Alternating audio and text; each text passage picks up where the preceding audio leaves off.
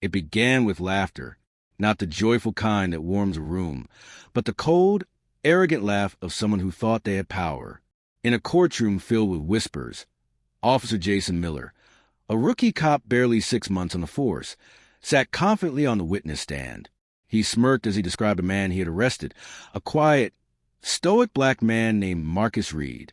Jason leaned into the microphone and said with a chuckle, "Yeah, the suspect froze up when I approached him. Probably knew he was caught." The crowd murmured. Marcus didn't move, his hands clasped, his face calm, his eyes fixed on the floor. But beneath that calmness lay the soul of the soldier who had seen things his rookie could never imagine. What Jason didn't know was that the man he mocked, the man he humiliated, had once fought for the very country that now judged him unfairly. And when the truth came out, it would destroy the rookie's arrogance and shake the entire courtroom. 2 months earlier, it was a rainy night in downtown Atlanta. Marcus Reed, a 38-year-old veteran, had just finished a community mentoring session at a youth center.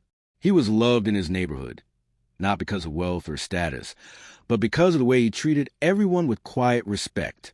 He stepped into his silver Ford sedan, turned on some soft jazz, and began driving home. That's when he saw flashing blue and red lights in his mirror. He sighed, pulled over, and rolled down the window. The rookie, Officer Jason Miller, approached with swagger, hand on his gun. "License and registration," he barked, not even making eye contact. Marcus handed them over politely. "Sure thing, officer. May I ask why I'm being stopped?" Jason smirked. "Your taillight's busted. You in a hurry to get somewhere?" Marcus frowned. "I wasn't aware of that. I can check."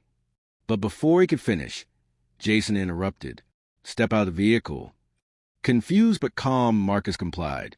As he stepped out, Jason began searching his car without consent. "Officer," Marcus said softly, "you don't have permission to search my vehicle. I'm a U.S. Army veteran. I know my rights."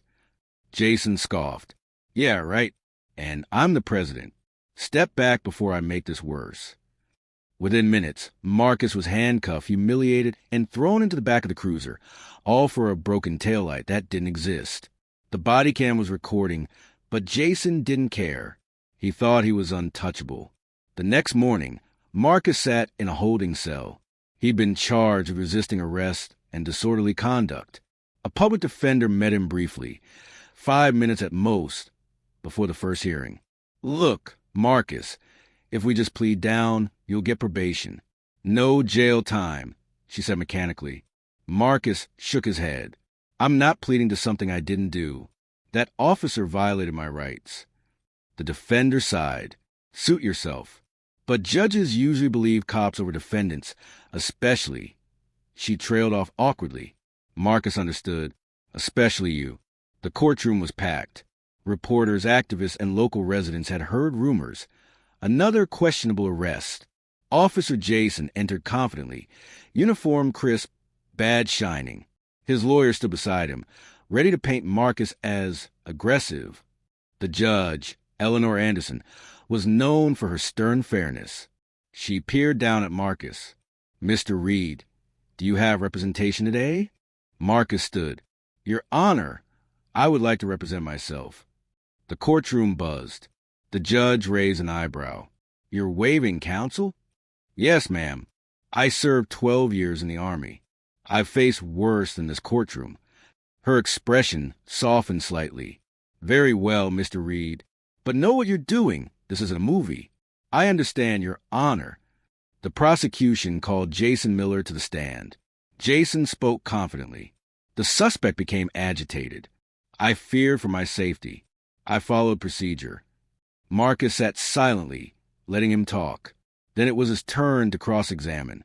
"Officer Miller," Marcus began calmly, "how long have you been on the force?" 6 months, Jason replied. 6 months, Marcus repeated slowly. "And in that time, how many arrests have you made?" "About 20. Any involving veterans?" Jason frowned. "I don't know. Because if you had checked my license plate," Marcus continued, "you'd have seen a military veteran sticker. You would have known who I am. But you didn't check, did you?" Jason hesitated. No, I didn't, the courtroom murmured. Marcus pressed further. Did I ever threaten you, officer? No.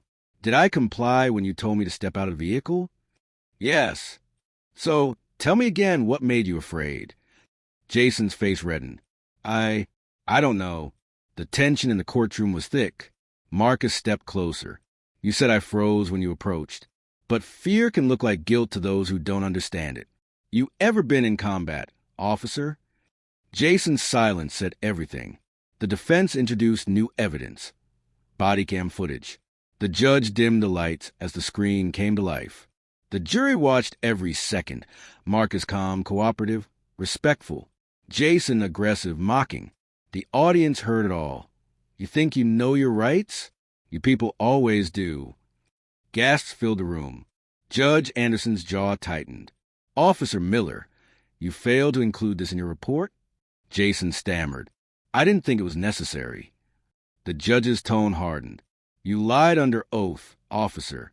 That's perjury. Jason's attorney tried to intervene, but it was too late. Then Marcus's final exhibit. His military record.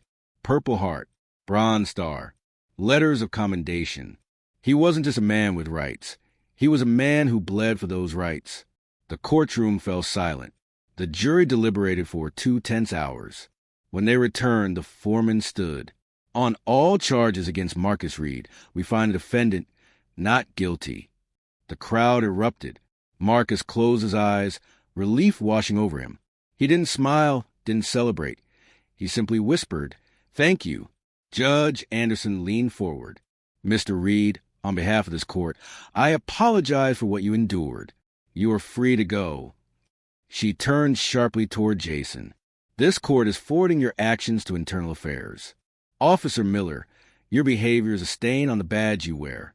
Jason's arrogance crumbled. For the first time, he looked small, just a boy who thought power meant control. Weeks later, Jason was suspended pending investigation. Marcus returned to his community work, quietly continuing to help young men avoid the path that led him to that courtroom. One afternoon, a letter arrived in his mailbox from Jason. It read, "You were right. I judged you before I saw you.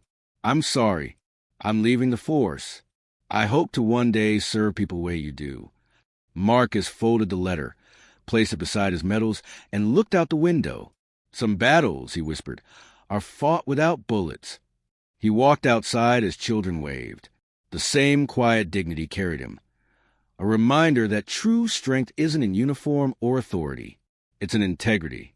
In a world quick to judge, Marcus Reed taught everyone, from rookies to judges, that justice isn't about color or status. It's about truth. And sometimes, the strongest soldier is the one who fights his battles in silence and still wins with honor.